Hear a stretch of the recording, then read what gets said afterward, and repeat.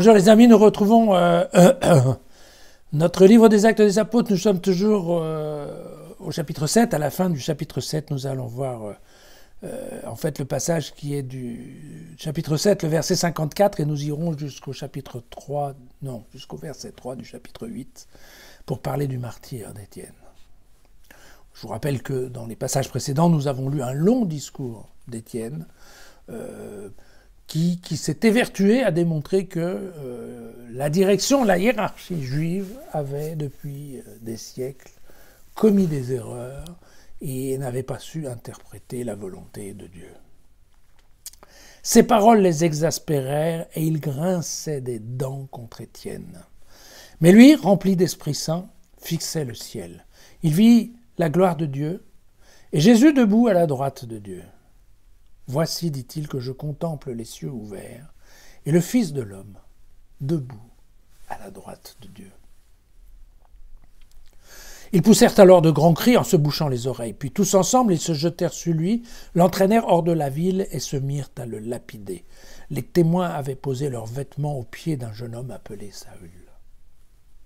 Tandis qu'ils le lapidaient, Étienne prononça cette invocation. « Seigneur Jésus, reçois mon esprit. » Puis il fléchit les genoux et lança un grand cri. « Seigneur, ne leur compte pas ce péché. » Et sur ces mots, il mourut.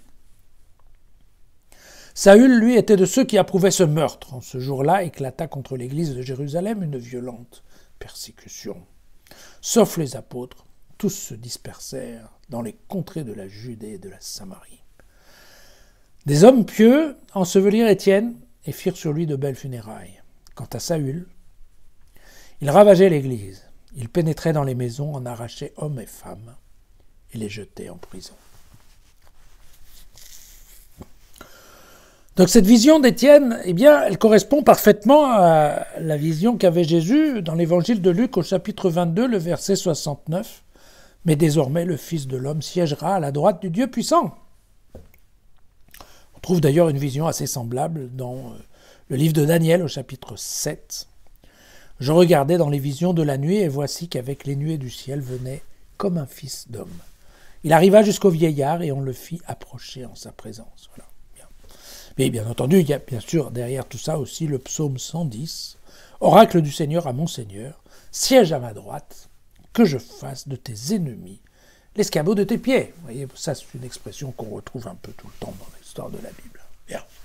Alors, vous voyez que le procès du Sanhédrin, en fait, n'a même pas de verdict énoncé, puisque la scène tourne au lynchage, un lynchage populaire, on a un peu l'impression. Vous voyez que le peuple qui était tout à fait du côté des chrétiens se retrouve à lapider Étienne, donc comme quoi le vent a tourné.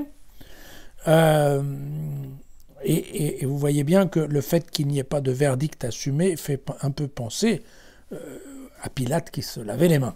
Voilà.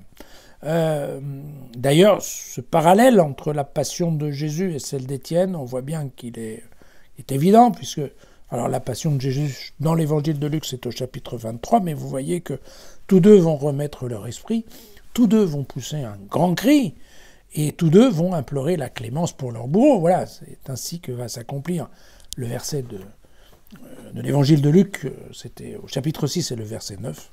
Le disciple n'est pas au-dessus du maître. Voilà, en tout cas, concernant le martyr. Voilà.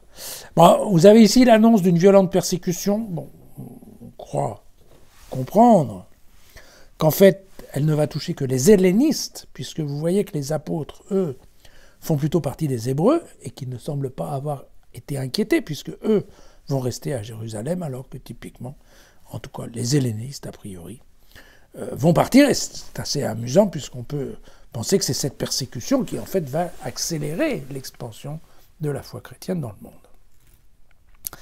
Et puis apparaît alors par la petite porte, souvent dans l'évangile de Luc c'est comme ça, on a déjà vu passer Philippe, on a déjà vu passer Nathanaël, on a vu Étienne, et puis là, vous voyez, là on est en train de voir ce type qui s'appelle Saül, et qui bien entendu deviendra Paul, comme on va lire cela bientôt.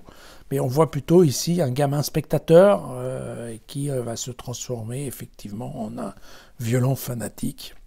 Et puis, eh bien, Étienne, lui, restera dans les annales comme étant le premier chrétien, martyr de l'humanité. Voilà, à demain.